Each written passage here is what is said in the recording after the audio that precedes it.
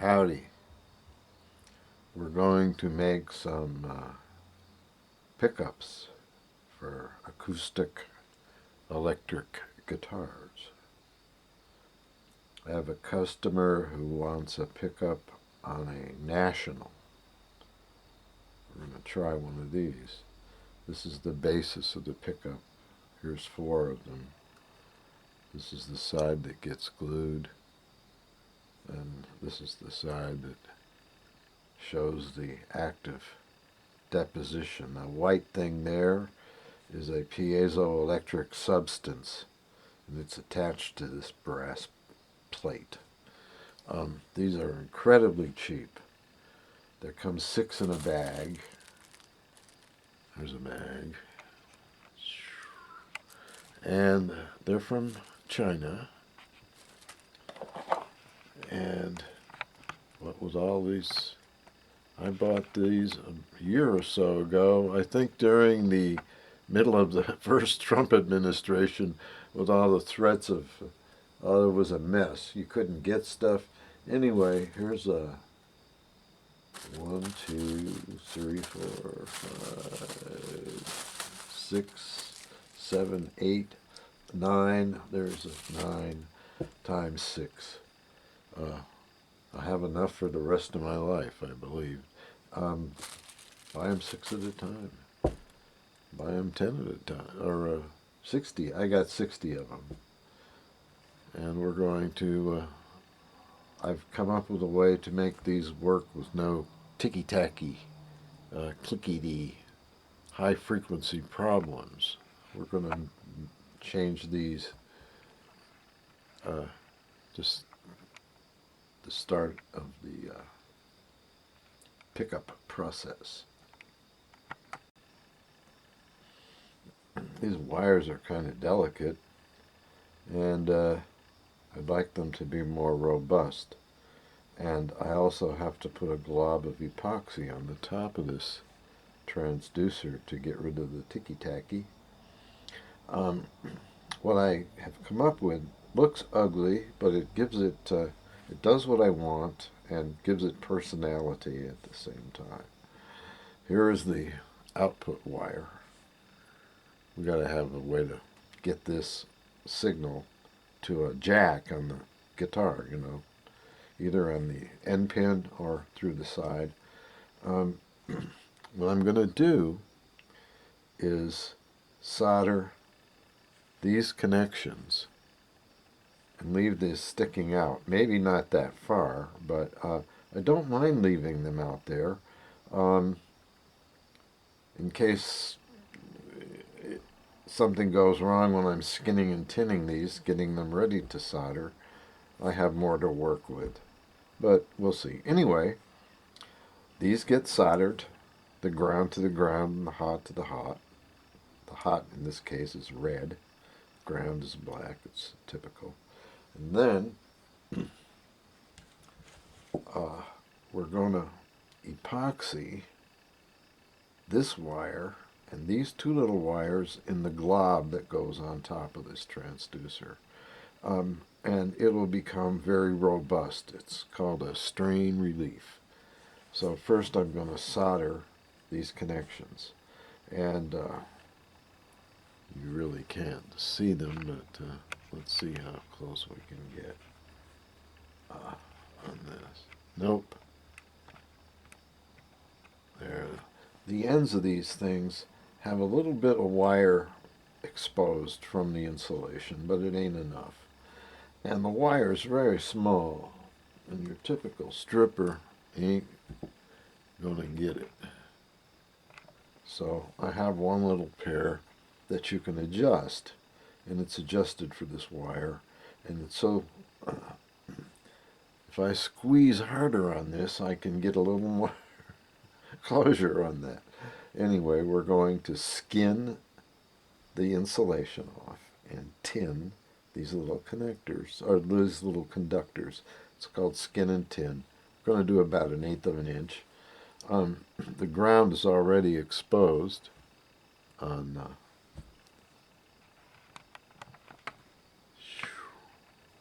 the hookup wire that we're using, so we're going to have to skin this hot wire. And in this case, the hot wire is dark, but there's only one wire, so one hot wire, and this is ground. Anyway, we're going to solder these together. I'm going to do 2 or 3, and it's a little hard to watch skinning and tinning and soldering, but we'll be back. We're just tinning these.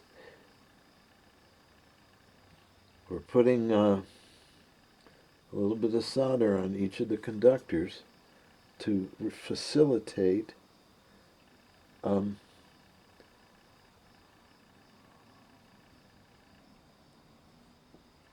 soldering them together.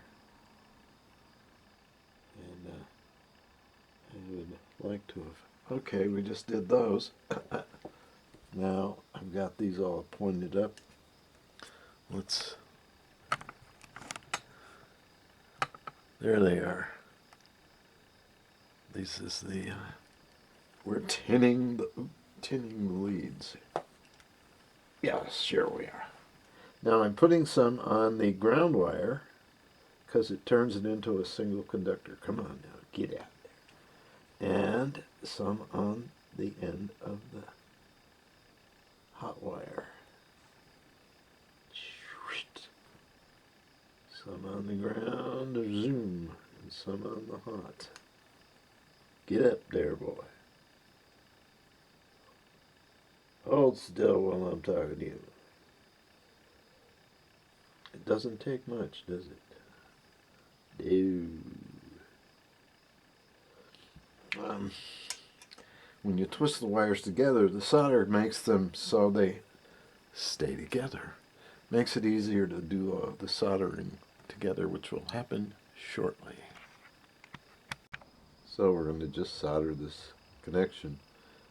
That's what it looks like right now. I'm just going to immobilize it so I can solder these things. I've twisted them together, and there, boom. Just touch the 2 tinned leads.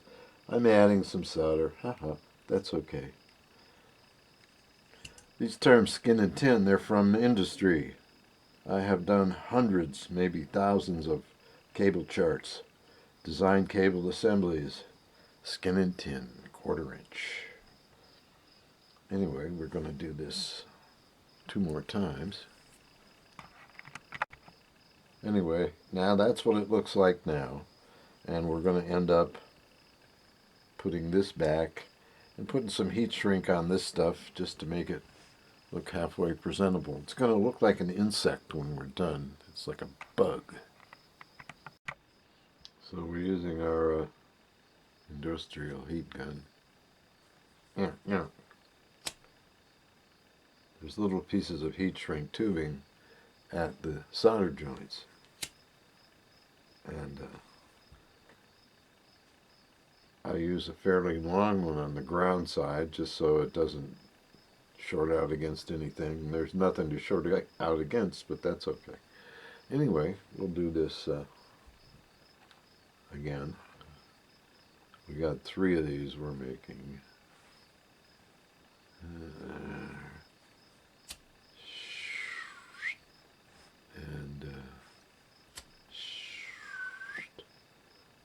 Now you could, these are going to look ugly, but you could put these together now with another piece of heat shrink tubing.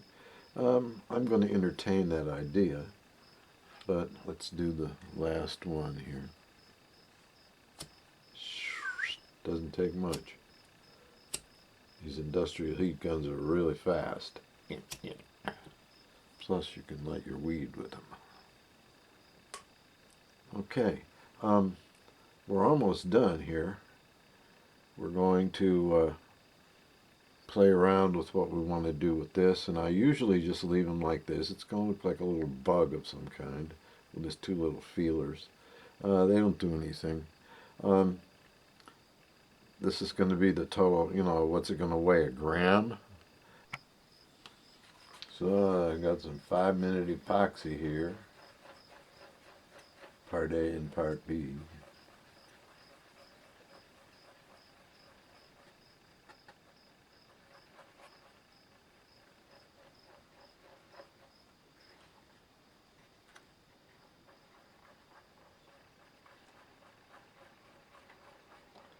And I've laid these things out to where they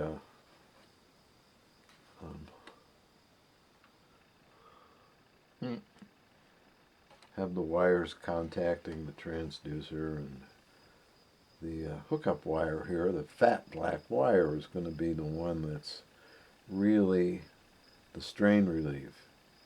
So I'm just globbing epoxy on here. We'll zoom in a little more.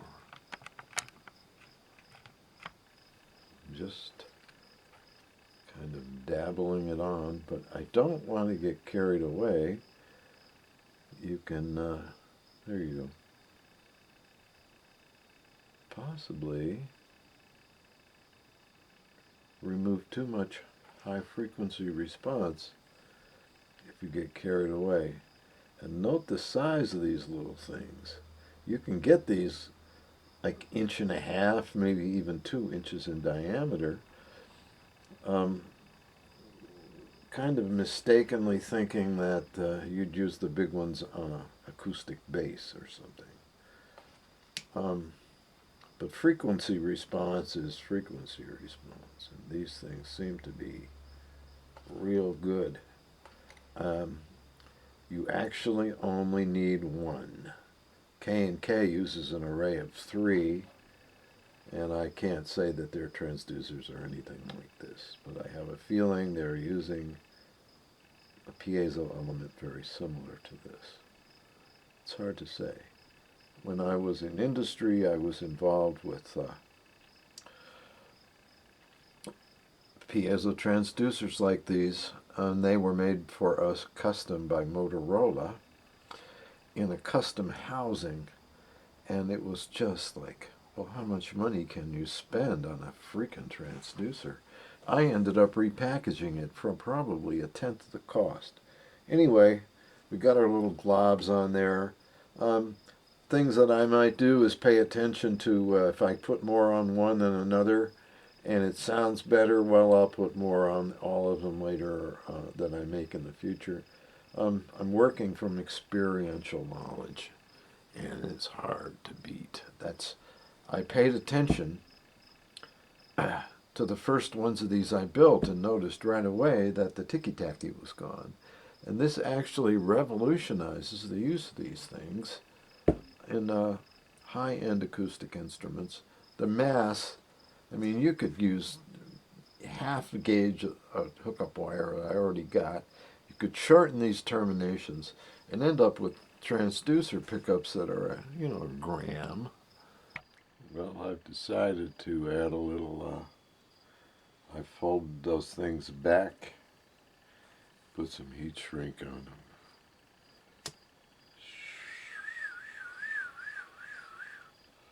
Just to make a nice little package.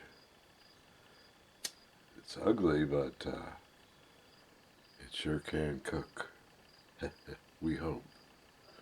So I'll do this to the others.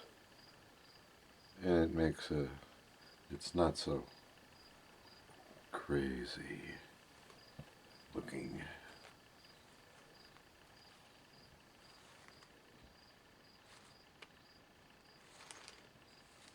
There we go.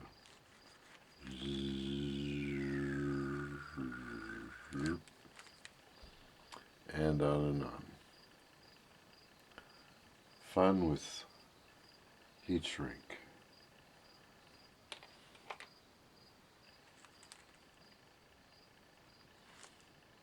There we go.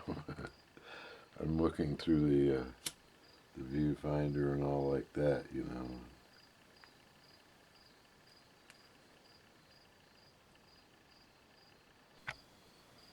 So there they are, 3 little piezo transducer assemblies. This just hangs out.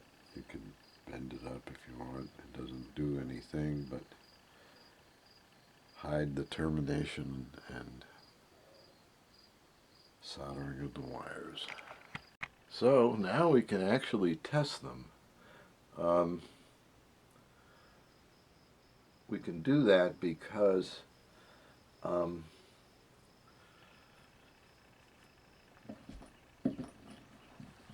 I'm using a jack, 1/8" jack, so I can plug and unplug these things into a regular strap jack. And that's what I've done here. Only I've soldered one of these little transducer discs to the correct places on the, anyway, on the strap jack. That's where you plug it into your amp here. Okay. Now I'm going to tap on it. This one has not had my treatment.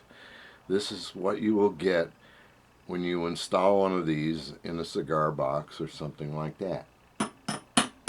Hear that tick, tick, tick, tick, tick. You can get some, you can, but it's ticky, ticky, ticky, ticky, ticky. It's terrible. Okay, we're going to try one of my transducers, which is the same transducer with a glob on top.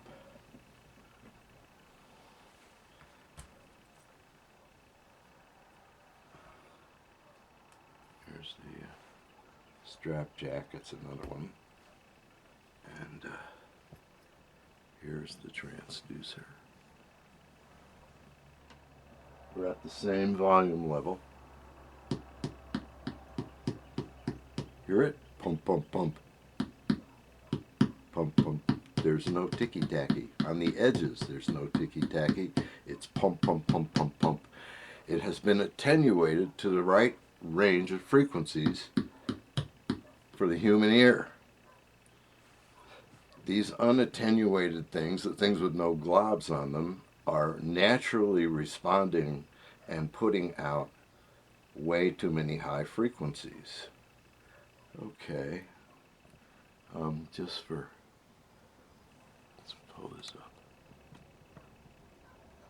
and zoom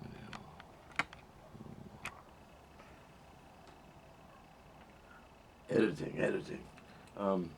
This is the side where the wires are soldered. It's the side that's just left exposed in most cases. Even when they glue this to the bottom of a plastic housing, they leave this open.